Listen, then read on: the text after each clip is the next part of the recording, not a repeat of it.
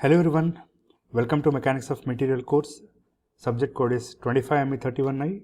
In today's session, we are going to learn one of the most fundamental concepts in engineering, that is force analysis. So in your syllabus, this chapter is covered in week 1. So I'm going to explain this force analysis first session in this video. As you can see the contents in the syllabus, first introduction to force. So what do you mean by force? What are the characteristics of force?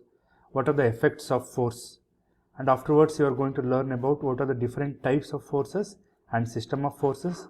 Alli nimge tensile force, compressive force, which are very much important for second and third week alli ella bekagiruvanತಹ concepts. Similarly, system of forces like coplanar, non-coplanar forces ಬಗ್ಗೆ ತಿಳ್ಕೊತೀರಾ. In the later stage, you are going to learn how to solve resultant force by using analytical and graphical method. I'm going to show both analytical and as well as graphical method.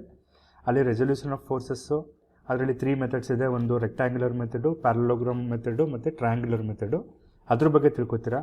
And graphical method ಬಗ್ಗೆನೂ ಕೂಡ ತಿಳ್ಕೊತೀರಾ.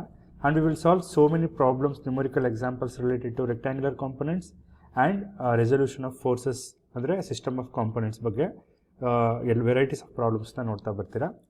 and in the last session you are going to learn about practical exercise, that is Lami's theorem ನ verify ಮಾಡೋದು. ಮತ್ತು activity ಕಡೆಗೆ ಬಂದರೆ ASTM specimens for tensile compression, shear and bending test ಬಗ್ಗೆ ತಿಳ್ಕೊತೀರಾ. So initially you should know the meaning of force. ಅದು ನಮಗೆಲ್ಲ ಗೊತ್ತಿರೋ ಹಾಗೆ it's a very fundamental statement ಅಂತಲೇ ಹೇಳ್ಬೋದು. So anyone can define the force in your own words, but in technical terms or mechanics terms, you should define like this. A force is defined as a push or pull acting on a body. So ಯಾವುದೇ ಒಂದು ಬಾಡಿಗೆ push ಅಥವಾ full ಮಾಡಿದ್ರೆ ಅವಾಗ ಅದರಲ್ಲಿ ಆಗುವಂತಹ changes ಅಥವಾ ಬೇರೆ ಯಾವುದಾದ್ರೂ ಒಂದು ವಸ್ತುಗೆ ನಾವು ಫೋರ್ಸ್ ಅದು ಪುಷ್ ಮತ್ತು ಪುಲ್ ಮಾಡೋದ್ರಿಂದ ರೆಸ್ಟಲ್ಲಿರುವಂಥದ್ದು ಮೋಷನ್ ಆಗಿ ಕನ್ವರ್ಟ್ ಆಗೋದಕ್ಕೆ ಆಗುವಂತಹ ಒಂದು ಸ್ಟೇಟ್ಗೆ we can call it as force ಅಂತ ಕರಿತೀವಿ. ಕನ್ನಡದಲ್ಲಿ ಬಲ ಅಂತಲೂ ಕೂಡ ಕರಿತೀವಿ. So force has two important properties. You should know two important properties of forces ಯಾವುದು ಅಂತ ಗೊತ್ತಿರಬೇಕು. ಒಂದು ಮ್ಯಾಗ್ನಿಟ್ಯೂಡು ಮತ್ತು ಇನ್ನೊಂದು direction. So the meaning of magnitude is how much force you should apply, and the meaning of direction is where it acts, ಎಲ್ಲದು act ಆಗ್ತಾ ಇದೆ ಅನ್ನೋದ್ರ ಬಗ್ಗೆ ತಿಳ್ಕೊತೀರಾ. ಅದರಿಂದ ಮ್ಯಾಗ್ನಿಟ್ಯೂಡ್ ಮತ್ತು ಡೈರೆಕ್ಷನ್ ಎರಡೂ ಇರೋದ್ರಿಂದ V can call it as force as a vector quantity. And SI unit of force is Newton. So ಇದು ನೀವು ಲಾಸ್ಟ್ ಇಯರ್ CME 1 ತಿಳ್ಕೊಂಡಿದ್ದೀರಾ. ಆವಾಗಲೂ ಹೇಳಿದ್ವಿ ಮುಂದೆ ಬರುವಂತಹ ತುಂಬ ಇಂಪಾರ್ಟೆಂಟ್ ಸಬ್ಜೆಕ್ಟ್ಸ್ಗಳಿಗೆ ಇಂಟ್ರೊಡಕ್ಷನ್ ಆಗಿ CME 1 ಫಸ್ಟ್ ಚಾಪ್ಟರ್ ಇಟ್ಟಿದ್ವಿ. ಹಾಗಾಗಿ ಫೋರ್ಸ್ದು SI ಯೂನಿಟ್ ನ್ಯೂಟನ್ ಅಂತ ಅಲ್ಲೂ ಕೂಡ ತಿಳ್ಕೊಂಡಿದ್ರಿ.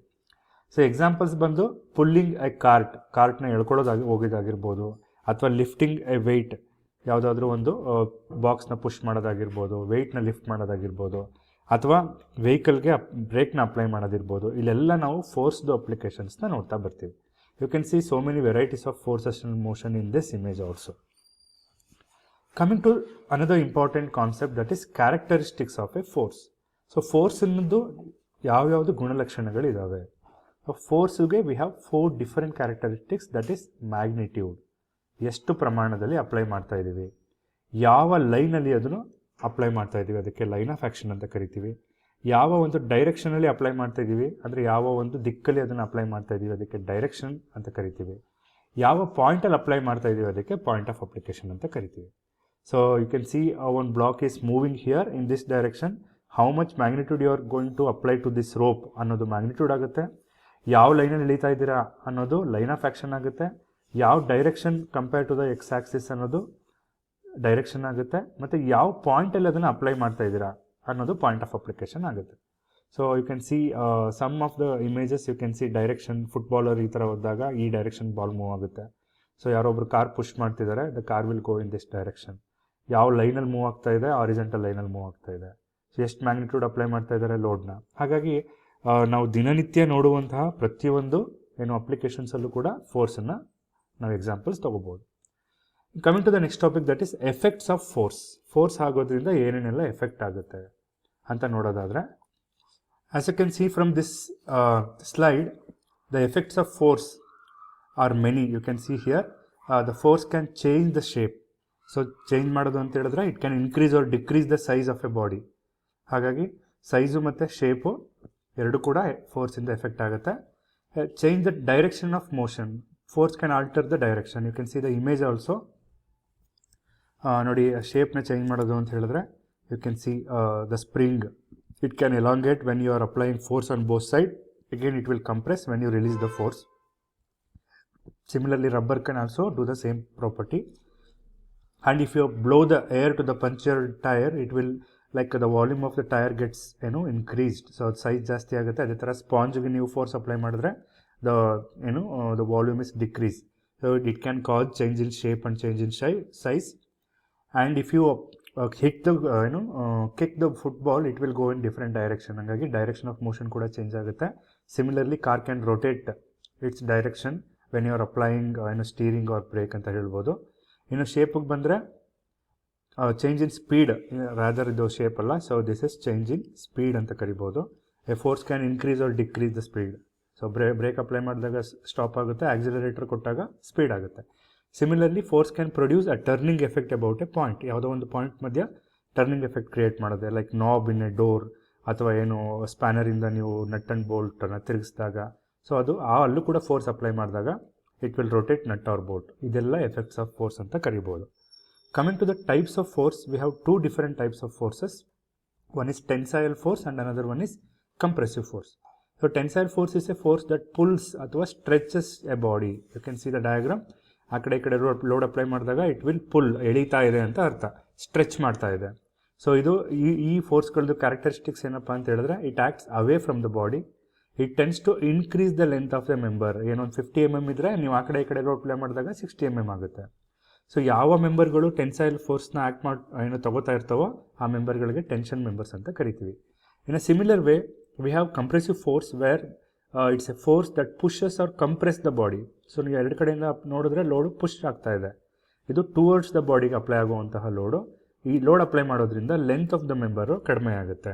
ಯಾವ ಮೆಂಬರ್ಗಳು ಕಂಪ್ರೆಸಿವ್ ಫೋರ್ಸ್ನ ತಗೋತಿದ್ದಾವೋ ಅದಕ್ಕೆ ನಾವು ಕಂಪ್ರೆಸಿವ್ ಮೆಂಬರ್ಸ್ ಅಂತ ಕರಿತೀವಿ. ಸೊ ಕಂಪ್ರೆಷನ್ ಮೆಂಬರ್ ಅಥವಾ ಕಂಪ್ರೆಸಿವ್ ಮೆಂಬರ್ಸ್ ಅಂತ ಕರಿತೀವಿ. You can see some images here and you can see the animation, ಯಾವ ಥರ ಲೋಡ್ ಅಪ್ಲೈ ಆಗುತ್ತೆ, ಟೆನ್ಷನ್ ಹೆಂಗಾಗುತ್ತೆ, ಕಂಪ್ರೆಷನ್ ಹೆಂಗಾಗುತ್ತೆ, ತುಂಬ ಲೋಡ್ ಅಪ್ಲೈ ಮಾಡಿದಾಗ ಹೆಂಗೆ ಬಲ್ಸ್ ಆಗುತ್ತೆ ಅನ್ನೋದನ್ನು ಈ ಒಂದು ಆ್ಯನಿಮೇಷನ್ಸಿಂದ ತಿಳ್ಕೊಬೋದು. You can see real life examples of forces also. ಬ್ರಿಡ್ಜಸ್ಗಳಲ್ಲಿ ಯೂಸ್ ಮಾಡುವಂತಹ ಸ್ಟ್ರಕ್ಚರ್ಸಲ್ಲಿ ನಾವು ಟೆನ್ಸೈಲ್ ಫೋರ್ಸಸ್ ಮೆಂಬರ್ಸ್ ಅಂತ ಕರಿಬೋದು. ಕಾಲಮ್ಸು ಅಥವಾ ಬಿಲ್ಡಿಂಗ್ಸಲ್ಲಿರುವಂತಹ ಪಿಲ್ಲರ್ಸಲ್ಲಿ ಕಂಪ್ರೆಸಿವ್ ಫೋರ್ಸ್ ಆ್ಯಕ್ಟ್ ಆಗ್ತಿರುತ್ತೆ.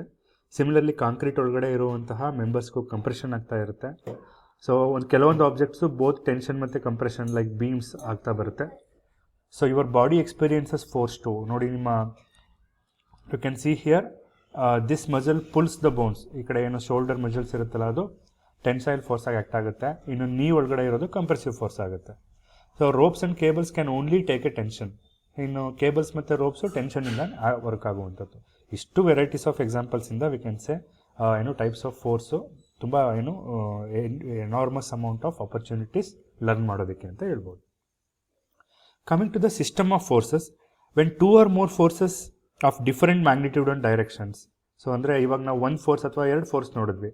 2 or more ಫೋರ್ಸಸ್ ಏನಾದರೂ ಆ್ಯಕ್ಟ್ ಆದರೆ ಅದಕ್ಕೆ ನಾವು ಸಿಸ್ಟಮ್ ಆಫ್ ಫೋರ್ಸಸ್ ಅಂದರೆ ಸೇಮ್ ಟೈಮಲ್ಲಿ ಆ ಒಂದು ಬಾಡಿ ಮೇಲೆ ಆ್ಯಕ್ಟ್ ಆಗ್ತಿದ್ರೆ V can call it as A system of forces ಅಂತ ಕರಿತೀವಿ. ಸೊ ಇದು ಅರ್ಥ ಮಾಡ್ಕೊಳ್ಳೋದು ರಿಸಲ್ಟೆಂಟ್ ಅನ್ನೋ ಒಂದು ಕಾನ್ಸೆಪ್ಟ್ ಬರುತ್ತೆ ನೆಕ್ಸ್ಟು, ಅದಕ್ಕೆ ನಮಗೆ ತುಂಬ ಇಂಪಾರ್ಟೆಂಟ್, ಅತ್ಯವಶ್ಯಕವಾಗಿರುತ್ತೆ. So we have there are many classification of system of forces. We have 2 different system of forces, that is coplanar and non-coplanar. Coplanarಗೆ 2D ಅಂತ ಕರಿತೀವಿ, non-coplanarಗೆ 3D ಸಿಸ್ಟಮ್ ಆಫ್ ಫೋರ್ಸಸ್ ಅಂತ ಕರಿತೀವಿ. ಸೊ 2D ಸಿಸ್ಟಮ್ ಆಫ್ ಫೋರ್ಸಸಲ್ಲಿ concurrent ಮತ್ತು non concurrent ಅಂತ 2 category ಇದೆ.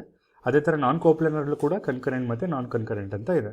ಇಲ್ಲಿ ನಾನ್ concurrent ಕಡೆ ಬಂದರೆ parallel non current and general non current ಅಂತ ಕರಿತೀವಿ. Similarly here also the same classification.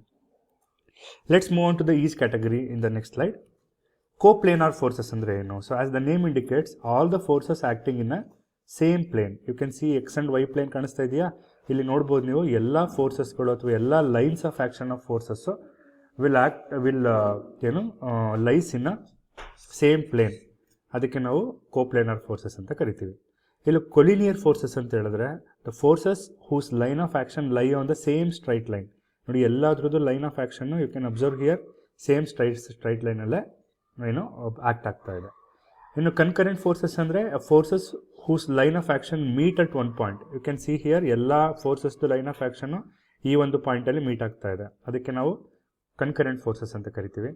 ಕೋಪ್ಲೇನರ್ concurrent force ಅಂತ ಹೇಳಿದ್ರೆ ಮೀಟ್ ಆಗೋದು ಒಂದು ಪಾಯಿಂಟಲ್ಲೇ ಮತ್ತು ಒಂದೇ ಪ್ಲೇನಲ್ಲಿ ಆ್ಯಕ್ಟ್ ಆಗಿರುತ್ತೆ, ಸೊ ಅದಕ್ಕೆ ನಾವು ಕೋಪ್ಲೇನರ್ ಕನ್ಕರೆಂಟ್ ಫೋರ್ಸಸ್ ಅಂತ ಕರಿತೀವಿ.